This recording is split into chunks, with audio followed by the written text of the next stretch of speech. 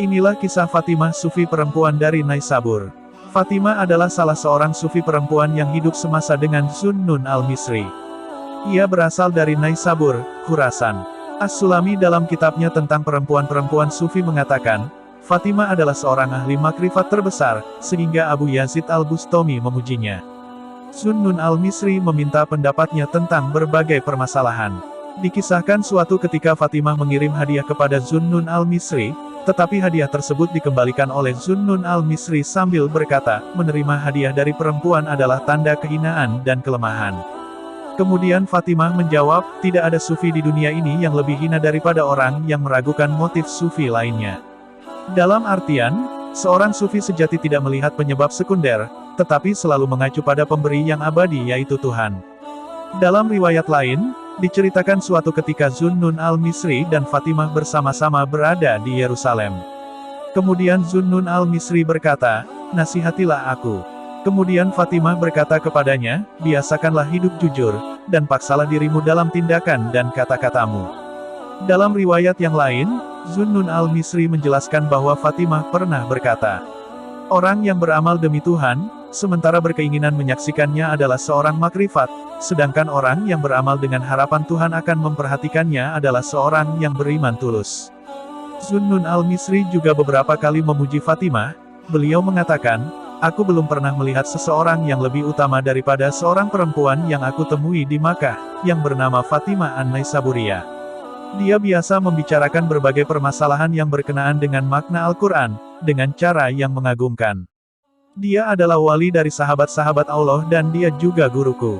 Selain Zunnun al-Misri, tokoh sufi lain yang pernah memberikan komentar terhadap sosok Fatimah adalah Abu Yazid al-Bustami. Beliau mengatakan, sepanjang hidupku, aku baru menemukan seorang laki-laki dan satu perempuan sejati. Perempuan itu adalah Fatimah an-Naisaburiyah. Setiap kali aku memberinya pengetahuan tentang salah satu makam spiritual, dia menerimanya seolah-olah dia telah mengalaminya sendiri. Suatu ketika suami Fatimah yang bernama Ahmad bin Hudruya menampakkan sebuah kecemburuan, karena Fatimah membangun persahabatan yang begitu intens dengan dua tokoh sufi di atas. Kemudian Fatimah mengatakan kepada suaminya, kau adalah karib dengan diri alamiahku, sedang Abu Yazid dan Zunnun dengan jalan spiritualku.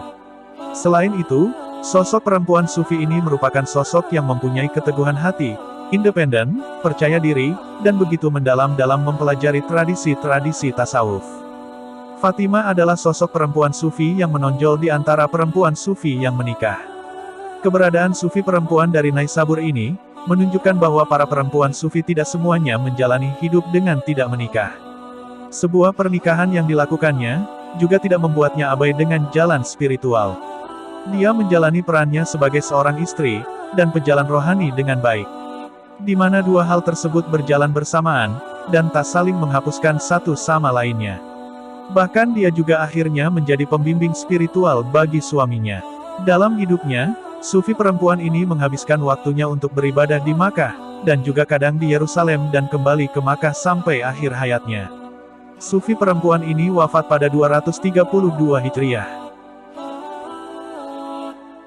Inilah kisah Sufi Ahmad al-Nuri yang tidak duduk selama 40 hari.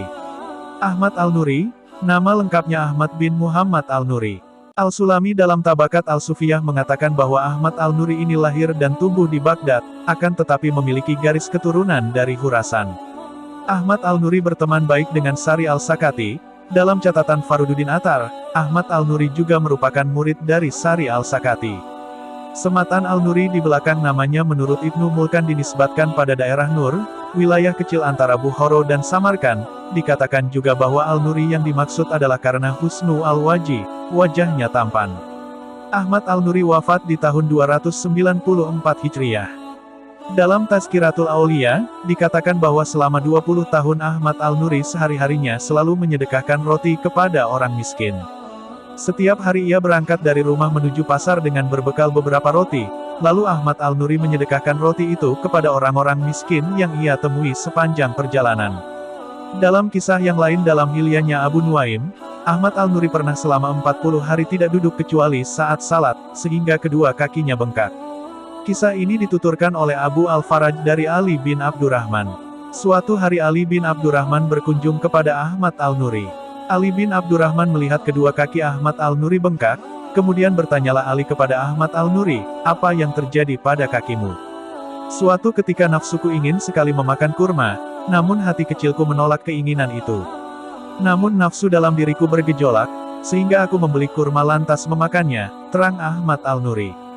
Hingga tibalah waktu salat, hati kecilku tergerak untuk melakukan salat, namun nafsuku mengabaikannya dan lebih memilih untuk terus saja mengunyah kurma, imbuh Ahmad Al-Nuri.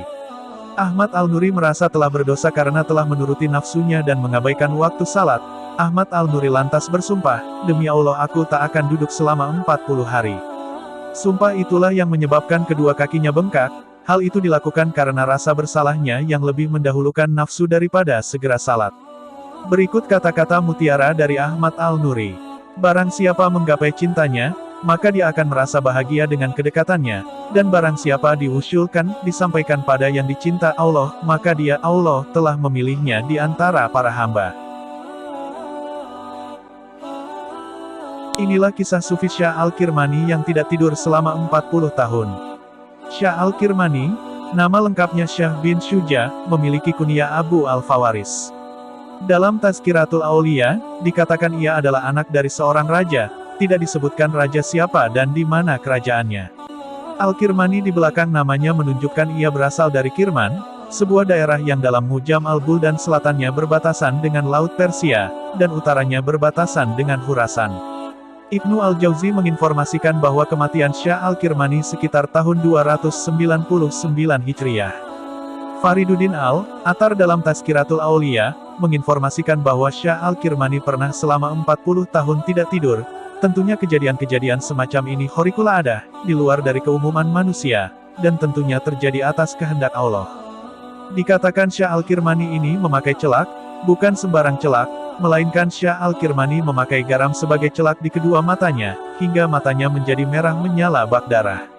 Setelah 40 tahun tanpa tidur, Syah Al-Kirmani akhirnya memutuskan untuk tidur. Atas kuasa Allah, dalam tidurnya Syah Al-Kirmani bermimpi bertemu Allah. Ya Allah, aku mencarimu saat bangun terjaga, sedangkan aku menemuimu saat aku tertidur, ucap Syah Al-Kirmani dalam mimpinya. Wahai Syah Al-Kirmani, wusyul pertemuanmu denganku ini sebab seringnya kamu bangun terjaga dan wara, jika saja kau tak melakukan hal itu kau tak akan menemuiku dalam mimpimu, Allah menjelaskan kepada Syah Al-Kirmani. Pada kisah yang lain Fariduddin Al-Atar bercerita tentang kewaraannya. Syah Al-Kirmani memiliki anak perempuan, lalu ada seorang anak raja yang ingin melamar anak perempuan Syah Al-Kirmani. Si anak raja memberi waktu Syah Al-Kirmani 3 hari untuk memikirkan lamaran kepada anaknya diterima atau tidak. Dengan berbekal kewaraannya memikirkan bagaimana cara menolak lamaran anak raja itu. Syah Al-Kirmani lalu pergi ke masjid, ia memperhatikan tingkah pola manusia, hingga pada akhirnya perhatiannya tertuju pada pemuda miskin yang sedang salat. Syah Al-Kirmani kagum melihat salatnya, ia pun menunggu sampai pemuda miskin itu menyelesaikan salatnya. Syah Al-Kirmani lantas bertanya tentang keluarga si pemuda fakir itu. Pemuda itu lantas menjawab pertanyaan Syah Al-Kirmani, aku sudah tak memiliki keluarga, aku hidup sebatang kara. Bagaimana pendapatmu tentang menikahi perempuan? Tanya Syah Al-Kirmani, mana ada orang yang mau menikah dengan orang sepertiku? Aku hanya punya uang 3 dirham, timpal pemuda fakir itu.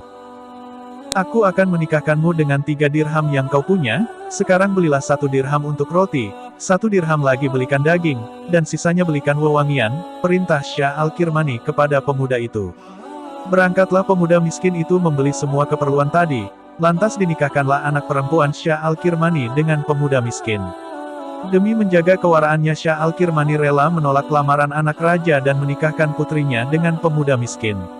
Syah Al-Kirmani meminta anak perempuannya untuk tinggal bersama suaminya, si pemuda miskin. Anak perempuan Syah Al-Kirmani memang sedari dulu dididik zuhud dan wara. Memasuki rumah sang suami, anak Syah Al-Kirmani melihat ada sepotong roti kering yang ditempatkan dalam suatu wadah. Ia lantas bertanya kepada suaminya, roti untuk apa ini? Tanya anak perempuan Syah Al-Kirmani. Itu adalah roti sisa kemarin, aku sengaja menyisakannya agar bisa kumakan malam ini, terang suaminya. Mendengar jawaban itu lantas istri pemuda miskin itu pergi keluar rumah, pemuda miskin itu pun lalu berkata, memang aku tak pantas menikahi putri Syah Al-Kirmani, aku hanya orang miskin. Wahai suamiku, aku keluar bukan karena kau miskin, namun karena ketidakyakinanmu, dan kelemahan imanmu. Bagaimana bisa kau menyisakan roti kemarin untuk kau makan hari ini? Apa kau tidak yakin pada Allah sang pemberi rizki? Ucap Putri Syah Al-Kirmani yang wara, itu. Bagaimana bisa ayahku menikahkanku dengan orang sepertimu? Padahal ia mengajarkanku wara, selama 20 tahun, percuma ayah mengajariku kalau ujungnya aku menikah dengan orang yang tak yakin pada Allah, imbu istri pemuda miskin.